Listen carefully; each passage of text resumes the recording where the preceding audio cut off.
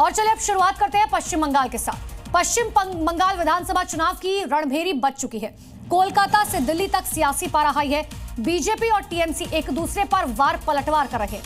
आज कोलकाता में गृह मंत्री अमित शाह ने टीएमसी के खिलाफ चार्जशीट पेश की, जिसमें उन्होंने बंगाल की ममता सरकार पर कई गंभीर आरोप लगाए। टीएमसी ने भी आरोपों का जवाब दिया। पूरी खबर इस रिपोर्ट में देखिए। ममता सरकार के खिलाफ बीजेपी की चार्जशीट। शाह ने बंगाल सरकार पर नाकामी के आरोप लगाए। बीजेपी की चार्जशीट में 14 मुद्दों का जिक्र। पश्चिम बंगाल में विधानसभा चुनाव से पहले सियासी माहौल पूरी तरह गर्म है। कोलकाता में आज गृह मंत्री अमित शाह ने ममता सरकार के खिलाफ बीजेपी की चार्जशीट जारी की। ये दस्तावेज केवल आरोपों की लिस्ट नहीं, बल्कि बीजेपी की तरफ से ममता सरकार के 15 साल के शासन पर अब तक का सबसे बड़ा सियासी वार है। अमित शाह ने सीधे तौर पर सीएम ममता बनर्जी पर भ्रष्टाचार, बदहाल कानून व्यवस्था और तुष्टीकरण का आरोप लगाया।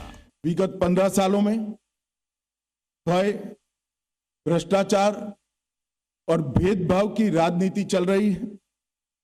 झूठ, डर और हिंसा का सहारा लेकर अपनी राजनीति को आगे बढ़ाने का नया राजनीतिक थ्योरी ममता बनर्जी ने प्रस्तुत किया है।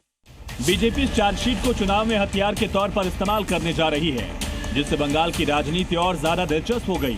शाह ने चार्जशीट पर प्रमुख 14 मुद्दे उठाए, जिनमें सरकारी योजनाओं में बड़े घोटाले, बंगाल में बढ़ते अपराध, महिलाओं के खिलाफ लगातार बढ़ता क्राइम का ग्राफ शामिल है। इसके अलावा अमित शाह ने बंगाल में सिंडिकेट राज और कटमनी कल्चर के साथ युवाओं की बेरोजगारी का मुद्दा उठाया।